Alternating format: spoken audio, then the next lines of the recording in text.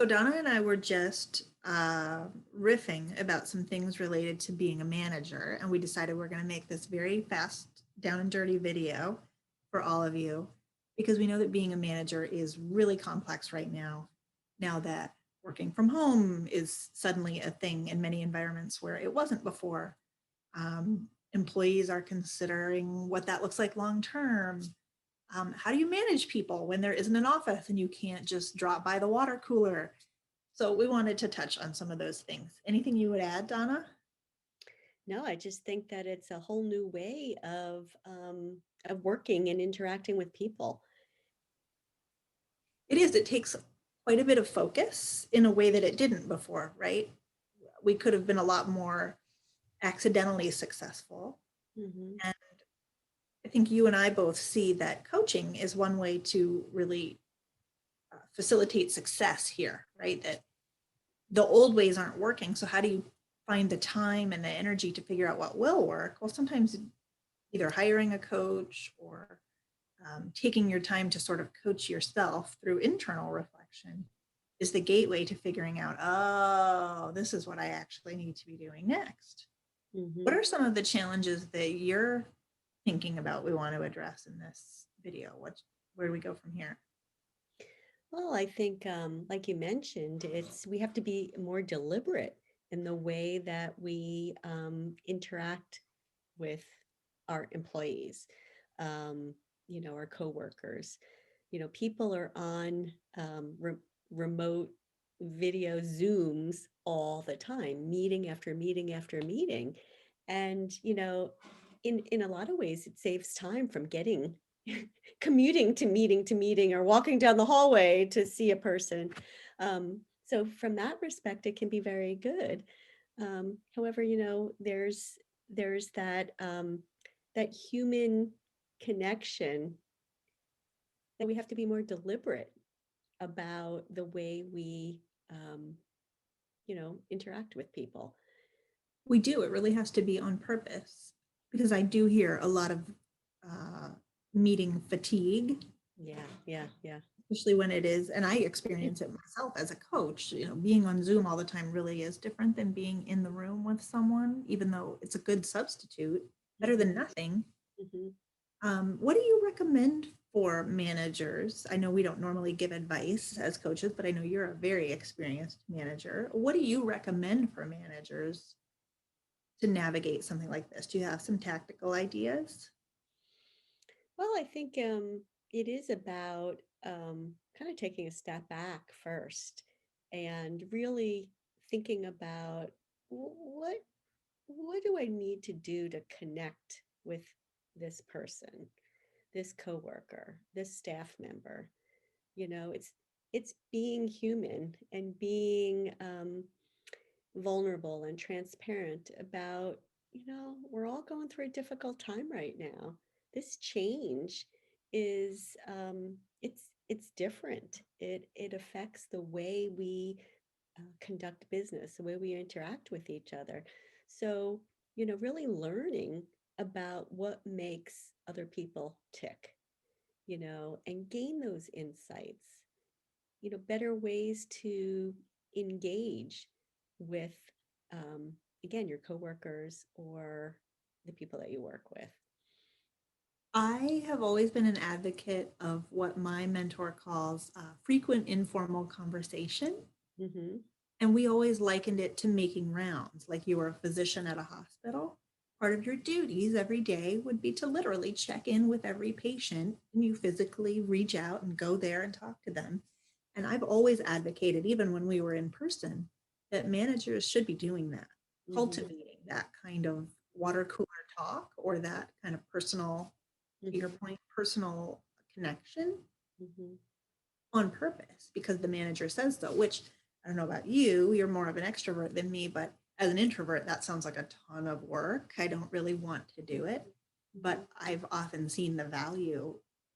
You start to get all these little bits of information that you really need to be successful as a manager over a whole project or a whole team Hmm. from these tiny little conversations. And because it's more relaxed, people feel like they can maybe be a little more transparent, a little vulnerable. But I don't think we do that kind of thing enough. And we don't really live in the world anymore where people just pick up the phone and chat for a while, by and Mhm. large, unless it's your close, like your best friend at work, Right. but not so much with your team. So that kind of frequent informal stuff, I think, is Mhm. very powerful. Yeah. So let's not lose sight of that. I was actually on a call with a client this morning who was talking about just the value of handwritten notes. You know, hey, I'm just checking in with you. I mean, that can be done through an email format, but a thank you note. I know that yesterday's meeting was kind of tough or difficult. You did a great job. Or, you know, gosh, I just wanted to say what great work you did on that project. Helping people feel valued and appreciated. That goes such a long way. So, and there's a lot of different ways to show your appreciation. You're reminding me of that statistic that we have to have 7 positive interactions with someone for every one negative or critical interaction in order for that person to feel like we're on the same team or like we actually support each other. Right. 7 to 1 is Mhm. that takes some serious Right. commitment. So every thank you note, every personal connection really does forward that. Right, right. We were also talking about how meeting one-on-one with your employees um, or staff members or, each member of your team, how important that is. But doing things remotely, again, it's different. So, any suggestions from a coaching perspective of how to have or improve the value of your one-on-one? I hear a lot of people frustrated with the vagueness of the one-on-one, like who's in charge here? Is this my boss's meeting or is this mine as the employee? Who's setting the agenda? And I don't think there's any one right answer, but I think as a manager, the more we can clarify that arrangement, the better. So if you want it to be your meeting as the boss and you want to be giving the feedback, then set it up that way. And if you want your employee to be coming with their concerns, their wins, their updates, then you need to make it clear to them that you expect them to come with that either on paper or send it in an email ahead of time or however your learning style Hmm. works with it. Hmm. But if the key point for me is if you're feeling frustrated with the format of any meeting, whether it's a one-on-one or a big meeting, do something about it. Hmm. Talk to the people in charge, bring clarity to the situation because maybe this is just me, but when things are on Zoom, it's just like, well, it's looser, it's more casual. Well, we don't want to get so casual that we're now having a 3-hour meeting and not having an outcome from Right. it.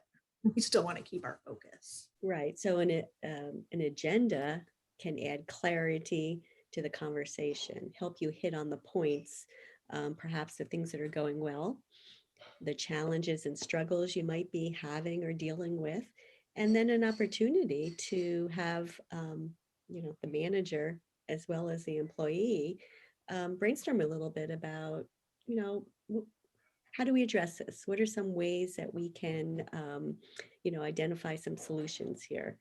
Yeah. Um, What are the resources that maybe you're not even aware of, but I'm aware of that I can right, share? right. Yeah. Like, who can we reach out to to either gain some clarity, to kind of iron out some issues that might be, but it's about that healthy conversation, Yeah. having the dialogue. So you're making me think of accountability. That's It's so much in our consciousness right now with everything happening politically and it's been a big deal at work even before social distancing and going virtual. But now it's like, how do you hold someone accountable when you're not there and you can't see them working and you don't know how many hours they're really putting in? mhm. What would you say about that? How do we hold someone accountable? Yeah, accountability comes from within, right? Yeah. And, let's be frank, some of us are more accountable than others, you know? Um, we have our own, ways to approach a situation and the way to get things done. And, many of us have that internal commitment. So no matter what, they're going to get things done, right? High responsibility. Others, maybe takes them a little bit longer, but eventually they get it done.